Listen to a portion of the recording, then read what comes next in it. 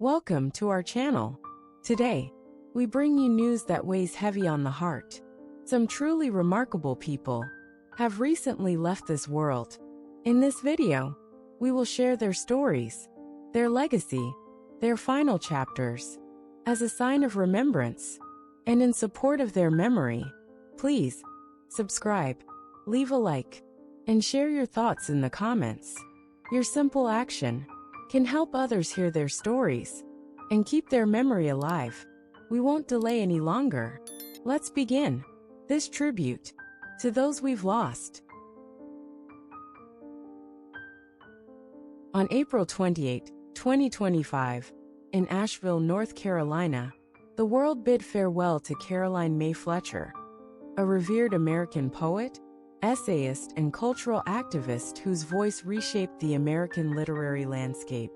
She passed away peacefully in her mountain cabin, the same home where she had written her first collection of poetry more than 4 decades earlier. Caroline was born on November 2, 1949, in Birmingham, Alabama, at the height of the Jim Crow era. Her father, a Baptist minister, and her mother, a schoolteacher, raised Caroline and her 2 brothers with an unshakable belief in dignity, education, and the power of storytelling. From an early age, Caroline witnessed the brutal contradictions of her world. Faith preached on Sundays, cruelty practiced on Mondays. These experiences planted the seeds of her relentless quest for truth. When she was 12 years old, Caroline survived a church bombing that killed 4 of her schoolmates, an event that would echo throughout her life and work. She later wrote, "I was born once in my mother's arms. I was born again under crumbling stone." Determined to turn her grief into action, Caroline earned a scholarship to Spelman College, where she majored in English literature. At Spelman, under the mentorship of the legendary Dr. Helen Booker, Caroline discovered the strength of her own voice, one that was both fiercely political and achingly lyrical. She later completed her graduate studies at Howard University, where her thesis, The Anatomy of Silence, explored how suppressed trauma manifests in Black American poetry. Her first poetry collection, Ashes on Sunday, published in 1976, was a searing meditation on racial violence, love, and faith.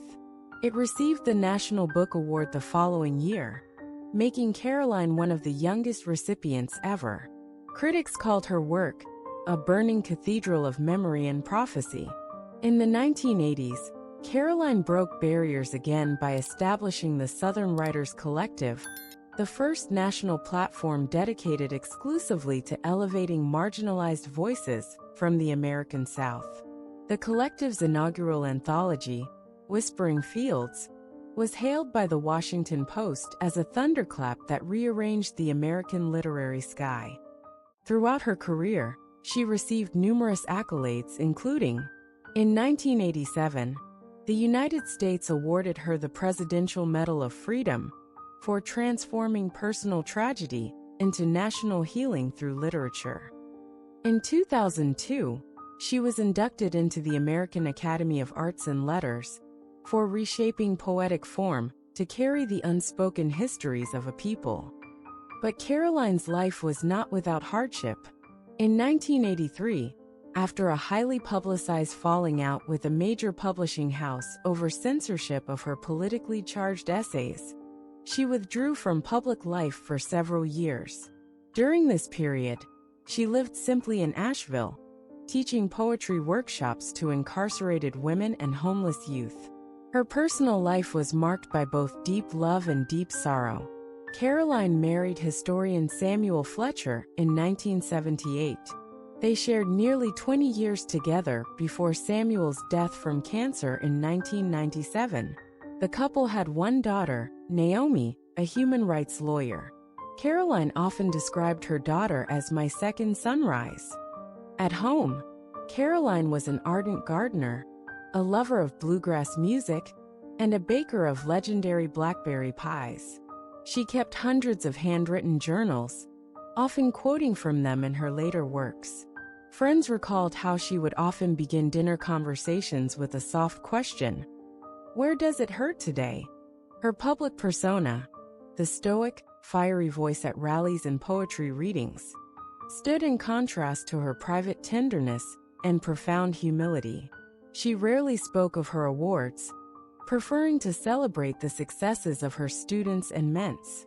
Among her most enduring quotes were, "Hope is not a light, it is the slow stitching of wounds.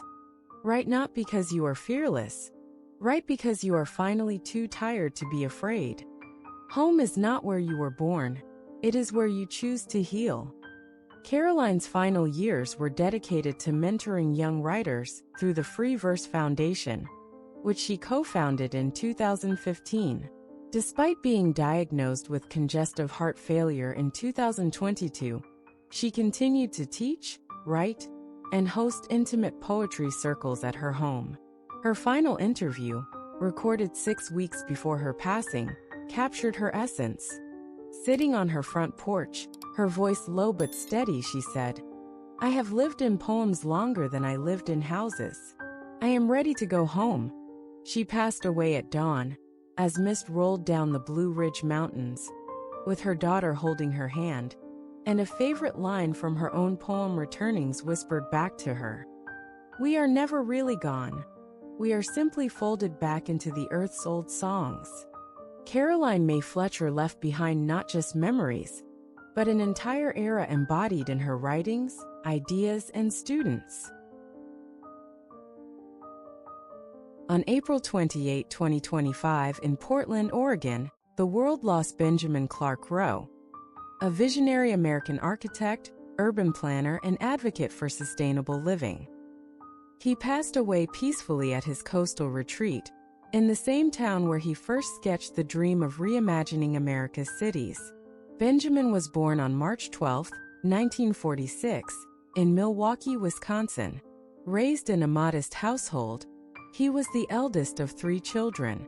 His father worked long hours in a steel mill, while his mother, a homemaker with a love for wildflowers and watercolor painting, taught him to find beauty in simplicity.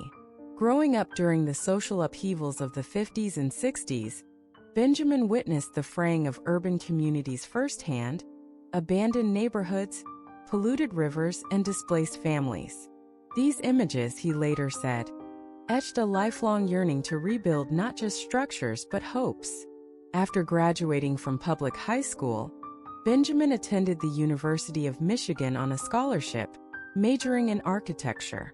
There, under the mentorship of Professor Margaret Iverson, a pioneer in eco-centric urban design, he developed an enduring belief that cities should serve people, not corporations. His master's thesis, Cities of the Breathable Future, proposed integrating nature directly into urban planning, a radical notion at the time. In 1974, Benjamin founded his own firm, Rowe Collaborative Design. His early projects emphasized communal green spaces, affordable housing that didn't feel oppressive, and pedestrian-centric cityscapes. His breakthrough came with the Lincoln Meadows project, completed in 1980, which transformed a derelict industrial site into a self-sustaining eco-village. For this achievement, he received the National Urban Innovation Award from the American Institute of Architects in 1981. Benjamin was a visionary but also a fighter. In the late 80s, he clashed with city officials and powerful developers when he refused to compromise on sustainable building codes. His insistence cost him major contracts and led to a very public legal battle, but it earned him lasting respect as a man who never traded principles for profit. In 2005, he was awarded the Presidential Medal of Arts and Humanities for redefining American urban living through bold, compassionate design. The award not only elevated his status, but brought national attention to green architecture at a time when climate issues were becoming impossible to ignore. Privately, Benjamin was introspective, a man more comfortable with pencil sketches than podiums. He married historian and activist Eleanor Price in 1978, and together they raised 2 sons, Jacob, a documentary filmmaker, and Matthew, a teacher. Their marriage, while often tested by Benjamin's relentless work schedule, endured through mutual respect and shared ideals. Eleanor once described him as a man who built cities during the day and dreamed gardens at night. At home, Benjamin loved woodworking, gardening, and baking rustic breads. He kept notebooks full of handwritten haikus and often ended the day by playing the cello, not expertly, but with heartfelt sincerity. Though reserved in public, he was known among friends for his dry humor and tender wisdom. He mentored dozens of young architects, many of whom went on to shape sustainable architecture movements across the globe. His Freeform Studio initiative, launched in 2010, provided full scholarships to students from underprivileged backgrounds, many of whom became award-winning designers themselves. Benjamin once said, "A building should never shout louder than the people living inside it. Compromise is the death of imagination. And in every brick, plant a dream." In his final years, Benjamin battled Parkinson's disease, but remained mentally vibrant. He continued sketching, corresponding with students, and offering quiet advice from his sunlit studio overlooking the Pacific. His last public appearance was at the groundbreaking of the Jefferson Urban Renewal Park in Seattle, a project based largely on his early eco-centric philosophies. He sat wrapped in a blue woolen scarf, smiling as children ran through the newly planted gardens. His final words to his family, whispered on his last night, were, "Tell them to keep building, but softer and kinder." Benjamin Clark Rowe left behind not just memories, but an entire era embodied in his writings, ideas, and students. Amelia Isabel Euphemia Rose Clark was born on the 23rd of October, 1986, in the Hammersmith district of London, England. She entered the world as the youngest child of Peter Roderick Rick Clark, a theater sound engineer hailing from Wolverhampton, and Jennifer Susan Jenny Dodd Clark, a businesswoman who would later rise to become vice president for marketing at a global management consultancy firm and director of the Anima Foundation, a charity devoted to supporting young people in Ghana. From her earliest moments, Amelia found herself cradled between her parents' complementary passions: her father's deep love for the mechanics of live performance and his unwavering belief in the magic of storytelling, and her mother's steadfast drive for excellence, discipline, and generosity of spirit. In the Clark household, creativity was celebrated at the dinner table, where evenings often included impromptu sing-alongs at the upright piano, and her parents encouraged all three of their children to dream boldly, even as they faced the ordinary trials of modern family life. Amelia's formative years unfolded first in the heart of London and, not long after her birth, in Oxfordshire, where she attended the Rye St. Anthony School in Headington, and later the Venerable St. Edward's School in Oxford, from which she departed in 2005. Although these institutions were renowned for their academic rigor and storied traditions, Amelia did not always feel she fit the mold of a posh boarding school pupil. She often described herself as an outsider among privilege.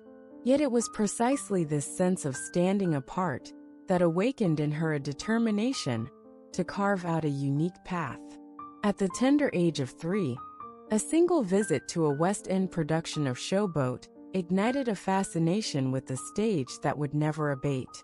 She would later recount how watching performers transform beneath the glare of footlights first convinced her that she belonged to the world of make-believe. Her mother, recognizing her daughter's spark, enrolled her in weekend drama workshops at the local community center, where Amelia learned the fundamentals of voice projection and simple choreography long before she learned to drive. On Saturdays, she and her older brother, Bennett, rummaged through scraps of fabric left over from charity sewing circles to fashion rudimentary costumes, staging productions for neighbors and anyone who would pause at their front door threshold. These backyard performances became the playground of her imagination. Children in capes chased imaginary dragons while Amelia, clutching a broomstick scepter, assumed the mantle of an enthusiastic queen. As Emilia moved into her early school years, her artistic pursuits only deepened. In the corridors of St. Edward's, she joined both the choir and the theatrical society, where she tackled scenes ranging from comedic farce to scenes by Shakespeare. Her classmates remember her as a whirlwind of energy, practicing monologues in the quad between lessons on algebra and Latin, her bright purple backpack trailing behind as she raced to rehearsals. Teachers took note of her exceptional ability to memorize lines, her chameleon-like adaptability in channeling the emotions of characters far removed from her own experience, and her fearlessness in standing before an audience of peers. Yet even as applause became a kind of nourishment, she continued to excel academically, earning top marks in English literature and history, and demonstrating that her gifts extended beyond the footlights. In her mid-teens, Emilia's ambitions began to encounter the rigid gatekeepers of professional theater. Undeterred by rejection, she auditioned for a coveted spot in the National Youth Theater, only to miss the cut by a single line in one reading. The experience, though disheartening, steeled her resolve. She vowed to refine her craft until no director could turn her away. Meanwhile, she auditioned for school productions of classic musicals, singing soprano solos in Carousel, and dancing in intricate numbers for The Sound of Music, testing the boundaries of her vocal range and her ability to meld physicality with emotion. Upon graduating from St. Edward's in 2005, Emilia set her sights on the most prestigious acting academies in Britain. She applied to the Royal Academy of Dramatic Art, the London Academy of Music and Dramatic Art, and the Guildhall School of Music and Drama, only to face rejection from each. While many might have retreated in the face of such setbacks, Emilia embraced a season of exploration. She worked part-time at a West End cafe, saved her modest wages, and traveled briefly through mainland Europe, observing street performers in Rome and pantomime troupes in Paris. Yet it was in London that her heart remained tethered, and within months she enrolled at Drama Centre London, where she would embark on a 3-year course of intense training in the methods of Stanislavski, Chekhov, and practical aesthetics. The rigorous curriculum at Drama Centre presented challenges, both physical and emotional. Early mornings began with voice and movement classes, designed to strengthen her instrument and sharpen her awareness of spatial dynamics. Afternoons were devoted to text analysis, breaking down the motivations of characters with exacting precision, and evenings were often consumed by rehearsals for scene study workshops, where feedback was as honest as it was unrelenting. She struggled at first with self-criticism and the relentless scrutiny of peers, but gradually discovered that vulnerability was her greatest asset. By surrendering to the moment, she could access the raw depths of truth that elevate performance from mere imitation to genuine human connection. While still a student, Emilia began to secure small professional opportunities. In 2009, shortly after her graduation, she made her television debut with a guest appearance in the BBC One medical soap opera Doctors, stepping into the world of camera work with aplomb despite her sheltered background in stage theater. Not long after, she filmed a modest science fiction feature called Triassic Attack, which, though panned by critics, afforded her crucial on-set experience and taught her to match her movements to complex green screen effects. Each of these early roles bolstered her confidence and reinforced the lesson that even the smallest part could be a school for mastery. Her first brush with global recognition came in the spring of 2010, when she auditioned for a new fantasy series based on a set of best-selling novels by George R.R. Martin. In a small audition room in London, she was asked to portray Daenerys Targaryen, an exiled princess whose journey would carry her from oppressed exile to queen of a broken land. Drawing upon the resilience she had cultivated on the family poultry farm, where she had once worked alongside her grandparents, and the empathy she had honed through years of embodying diverse characters. She delivered a reading that was both regal and vulnerable. The producers, sensing a rare alchemy, offered her the part on the spot. Game of Thrones premiered on HBO in April of 2011, and Emilia's performance as Daenerys sparked immediate curiosity among viewers. Within weeks of the debut, fans across continents began to speculate about her fate, crafting online tributes to her Mother of Dragons persona and celebrating her capacity to convey both steely authority and touching compassion. Though the series' expansive ensemble meant she shared the spotlight with many, her portrayal stood out as a lighthouse of humanity amid sprawling epic battles. By the end of the first season, she had not only won the allegiance of millions, but had also demonstrated an instinct for balancing soft intensity with the command of a born leader. Yet even as praise poured in, Emilia remained acutely aware that her journey was only beginning. She continued to attend acting workshops between shoots, studied the historical roots of her character's arc, and sought mentorship from seasoned colleagues, whose collective wisdom she viewed as a wellspring of inspiration.